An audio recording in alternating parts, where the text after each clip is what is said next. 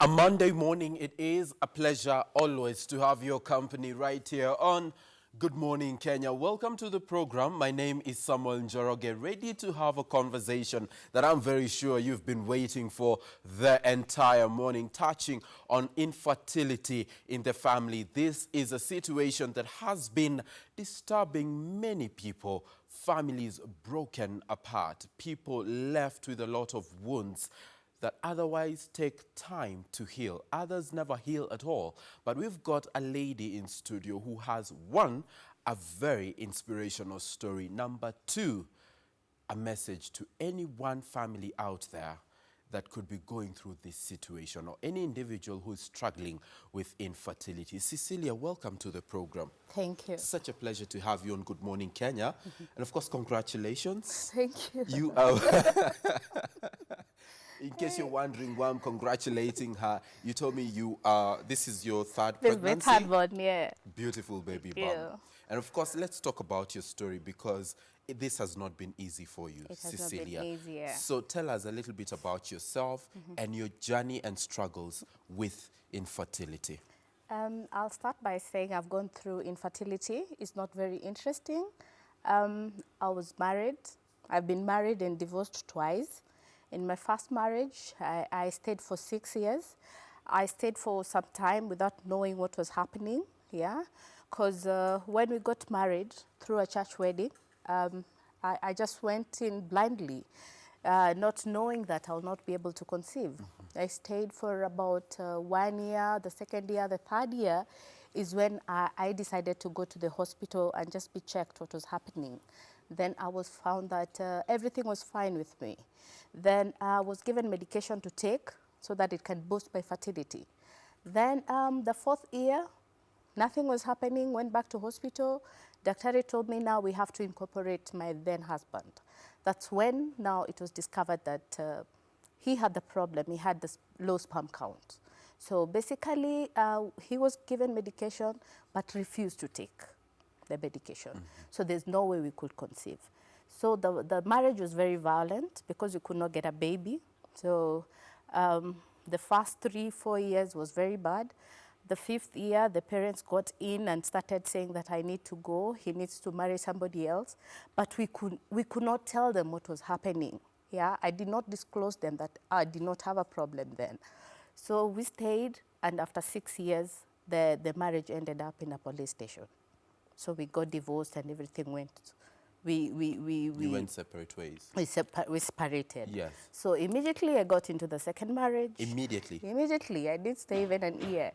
Because now, Cecilia. you know, the stigma was too much. There's no time to waste. There's no time to waste. And now I wanted to show people that I could be able to conceive. So it was actually psychological for you too? It was psychological for me. Like, it was really to prove this point. Yes, because everybody, the society, my in-laws, everyone was talking about me. My friends also were talking about me. They were saying that I'll never get a baby. So for me, it was like I want to prove to them that I can be able to get. So I got into this marriage. I stayed for the first year, nothing. The second year, I was like, no, now I need to go back to hospital. When I went back, I was told that I have blocked tubes. I have a problem. I asked Dr. You're the same person who told me that I was fine. Now you're telling me that I have blocked tubes. Yeah, now he told me that when you stay for a long time without conceiving, because of the infections that we normally have, that's the reason why I have the blocked tubes. Yeah, and I had fibroids then. So I got so depressed. You know, now my plans and everything were just... There goes your point and proving it. Yes. Yes. Now I started asking my husband then, I need money to go to hospital. He kept on pushing it every other time. Little did I know that he was planning he had a mission. He had a plan B. So on my second and a half, third year, he came home, took everything that belonged to me, took it to my friends, and he told my friend that I never want to see Cecilia again because she lied to me. She will never conceive. Then he married another woman on my face. So you can imagine. The depression. I went into depression. I didn't want to talk to anyone. The pain. The humiliation. The humiliation. That was what was killing me.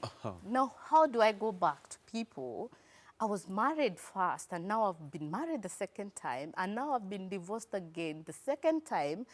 No matter what I tell them, they will always see that I'm the bad one here. Society is watching. The society is watching, the society is talking about me. So I went through depression, and finally they got married, and unfortunately they conceived like immediately.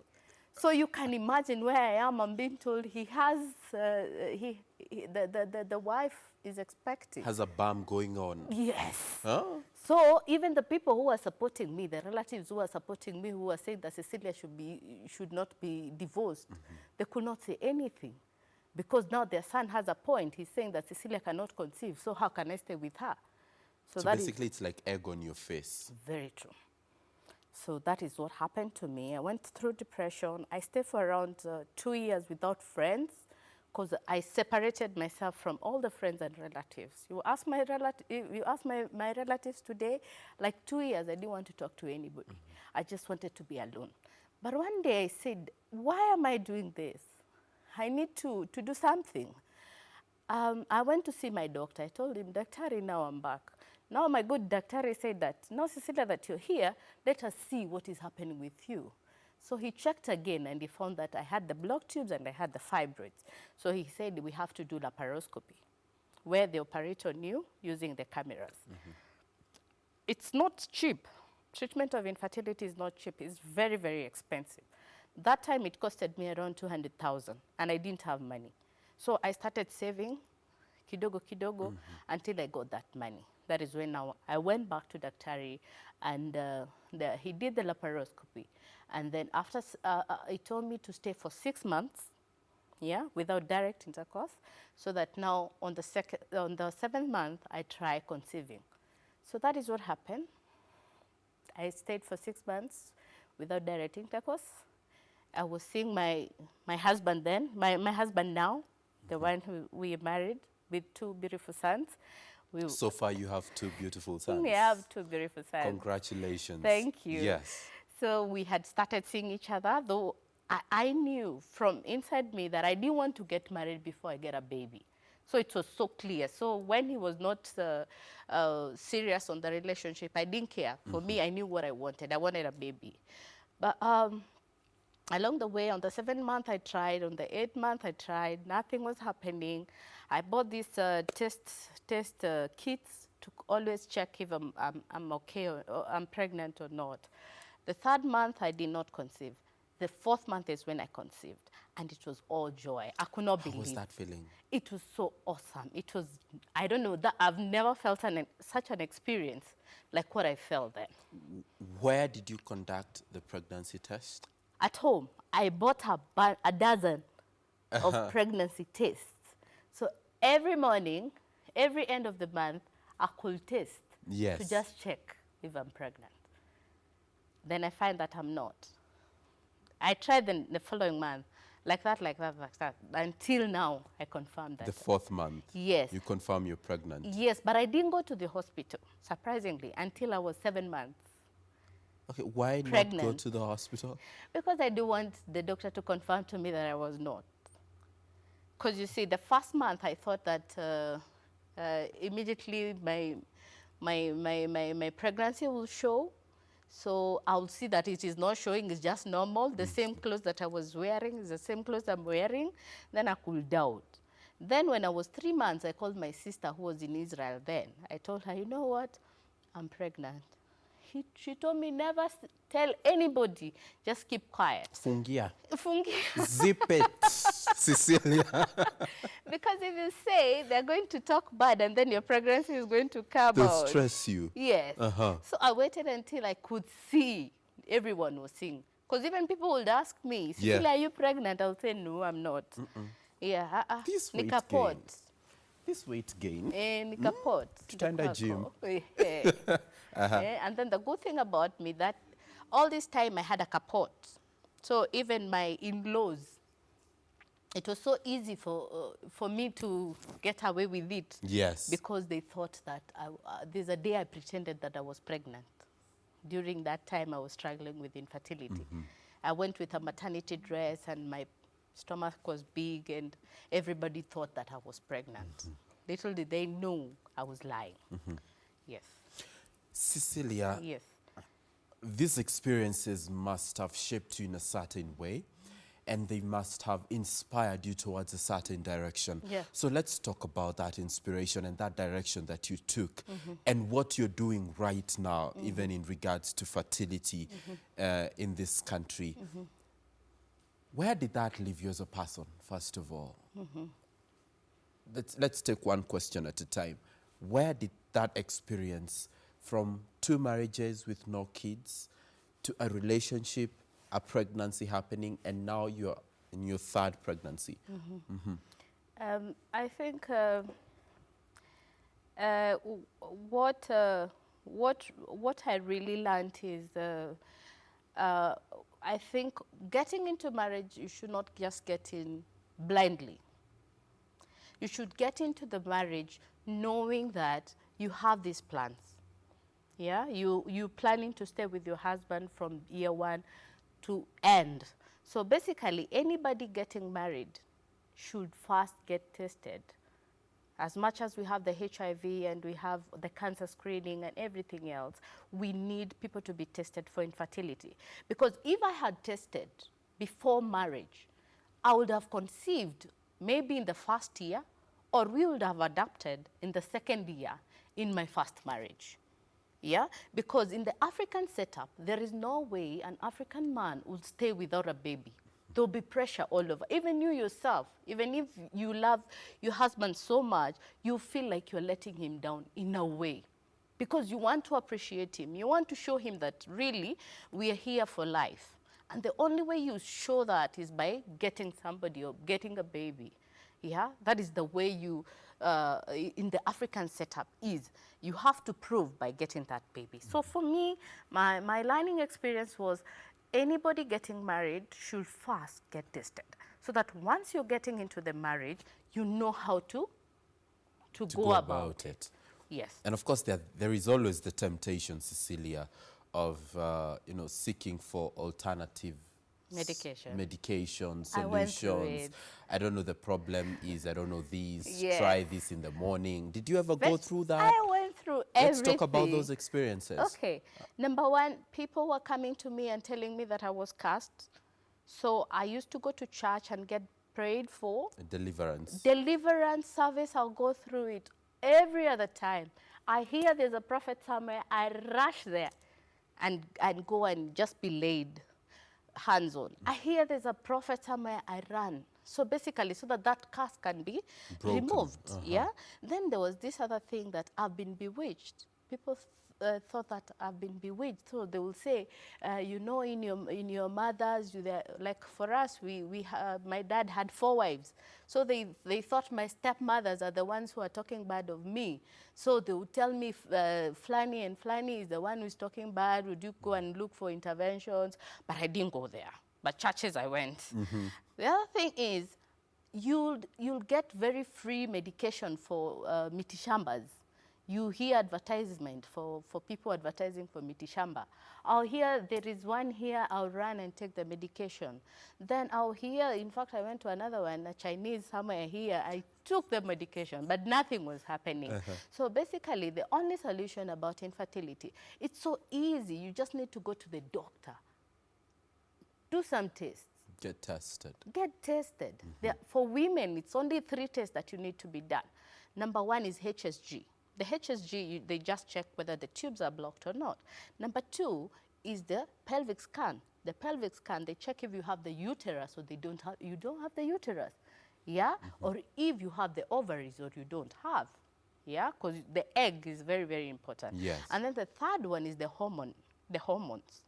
If your hormones are okay or they are not. For men, is only 1, the sperm count. Just 1 test. Even if you don't go with your wife or you don't go with your girlfriend, just feature yourself and go and just be tested. Get tested. It won't hurt. Yes. So basically, there are this myth of people coming up to just take advantage of people who are going through infertility, to just take their money. Yeah, by telling them, if you take this medication, it's going to to cure you or you're going to get a baby. It's not true. If you have blocked tubes, there's no medication for unblocking the tubes. The only solution is to do an operation. So just go do that operation or maybe do IVF. IVF, and let's talk about this from a man's perspective. Yes. And I'm fitting into the shoe of a man who's going through a test. And I realize my sperm count is low. Yes. Or better yet, I cannot function properly. Yeah. And all the ridicule that comes with that. Yes. From being told, I don't know, you send blank SMSs to all those things, Cecilia. And my ego is right at the middle of it all. Yeah. How would I handle that? Thank you very much. We have, like in my foundation, I'll be talking about the foundation that I have. Fertility Kenya. Yes. We have over 300 women and men. There's a way we handle you. Because if you stayed like that, you're shooting blanks. And I told you to go and get tested. Then you say you don't want to be tested. I want to just stay without knowing. So how are you going to be helped? So the only way we do it is tell you that there is a solution. We get you by telling you there is a solution to your infertility. You know, like if we confirm to you that you shoot blanks, at kabisa completely, there's no sperm, we can get a sperm donation. A sperm, okay. Yes. So that is number one thing. There's also low sperm count. When you have low sperm count, it's not that you don't remove any sperm at all. The sperms are there. So there's a way doctors, they remove your sperm, they wash, and then they get the right sperm. And then out of that, they're able to conduct IVF, or your wife is able to be done IUI. You understand? So basically, there is no reason why you as a man, you should not be tested. Instead of you staying for 20 years without getting a baby, you rather come to this solution of just getting tested and doing IVF or doing the sperm donation than just staying like that. The psychology behind it, Cecilia, you know, wouldn't I feel less of a man? You will feel less. Wouldn't I feel I don't deserve that title of Mr.? Let me ask you, I'm asking you a very good thing. Would you stay for 20 years or forever in your life not getting a baby, or you rather know the problem, then get a solution? Logically, it makes sense, yes. Cecilia. It does make sense. Yes. Let me get this now, other than suffering this for 20 years. But there are dynamics surrounding that particular decision, which at times outweigh the decision itself. You may even have this baby at the end of the day, and you may stick with this woman. But really, the rest of your lives will not be fairy tale. They will not be normal. You know, your wife may just throw you a comment like you're useless, and you feel, yeah, she knows exactly what she's talking about. So how do I handle that? I think the most important is the wife should understand you and take you the way you are. You have to be friends with your wife from the word go. And that is why I said, before you even get married, you need to be tested, so that if even me as a wife, and I'm getting married to you, I know my husband will never conceive. Am I ready to have you as my husband? Yeah? Then if I'm ready to have you as my husband, it doesn't matter what happens. We either decide we're going to adopt, or we decide we're going to do the sperm donation or something else. But if you're already in the marriage, just talk to your wife, maybe go to counseling, come to us, let me talk to you. Let's find a way of just getting a solution as a family. Yeah, so that even if you were to talk to your wife about what is happening with you, she'll be able to accept you the way you are. How do I deal with the pressure? From family, from friends, from the society, how do I deal with all that? I think the number one thing, the pressure is there, and it will always be there. But right now we are trying to reduce the stigma. We are trying to tell people, because the society or the in-laws talk to their sons, telling them they need to leave their wives, not knowing even their sons could be having a problem. So basically what we are trying to do, we are encouraging our members to incorporate the parents. In this way, they need to understand what is happening with you. as a parent, I need to know what is happening with my son. Why are they not conceiving? So, though we as mother-in-laws or we as parents are not handling it in the right way, they are going behind backs of their daughters and telling their sons to get married to other women. If they could sit them down and tell them, my children, I need to know what is happening with you. Yeah. Why are you not conceiving? I need to know. Then they will be so easy for them to just open up and tell them, Mom, this is what is happening. Daddy, this is what is happening. So we are trying. And most of the time, infertility has a solution. But the most challenging thing is the medication. As I told you, when I was doing laparoscopy, I spent like 200,000. Yeah. IVF is a solution right now, but it's costing around 350,000 to 500,000. So basically, as much as we want to have this baby, there is that challenge of the cost of treatment. And that is where now I'd like you to come in, Cecilia, on the aspect of, this is a very urban conversation to some extent. It's Nairobi, it's Mumbai, it's the middle class. They can talk about IVF and spending huge chunks of money just to get that child. There's a place where this problem could be worse, and that is in the rural areas. Very true. This man does not have 350,000 for starters. Number two, he has a society surrounding him that is way harsh than what we have in Nairobi. You know, you and I tulihama tukakuja. Nairobi. You know, ule pale anaishi na that mother-in-law is Hapo next hapa. door. Very true. You know, she wakes up in the morning chanting songs just to get to your nerve. You know, it does I like happen. that. It does happen. It does happen, Yes, Cecilia. yes. So how does that man Yes. or that woman who is having a challenge in terms of cost, access to information, the society around them is not supportive. Where is the rope I need to hang? That could be what they're thinking right now, isn't it? Yeah. How do we help them? I'll tell you that is where we are right now as Fertility Kenya. We're at that point of what do we do next? Because already we've created an awareness. We're telling people that there is a solution for infertility. But now when they come to us, they find that the solution is too expensive. Somebody is earning like 100 shillings in a day. So we're talking of like 3,000. Na saizo hajakula, hajafanya anything else, hajavaa. So hiyo ni 3,000. So you're telling this couple that now there is a solution of infertility, you need to do this, it's costing you 350. So they rather go back to their myth of thinking they have been cast than think of IVF. Yeah. You understand what I'm saying? So basically, as Fertility Kenya, that is the most challenge we have right now. We have people who've been affected, but now they are not able to pay. And now we have started a campaign, we're calling it 10 for 10 for a mother. We're looking for people to support 10 for 10 for a mother campaign, whereby we're trying to raise funds to help the less fortunate couples. There are couples who are into each other, there are couples who love each other, but they're not able to raise this money. You understand? So we're trying to raise little funds so that we're able to help them just pay in the treatment of infertility. In the treatment of infertility. Yes. Then the other thing, very, very important thing is we're giving them the information. Because if today you're suffering of something and you didn't know there was a treatment, even if you're told it's 1 million shillings, you'll die knowing that there is a solution. You understand?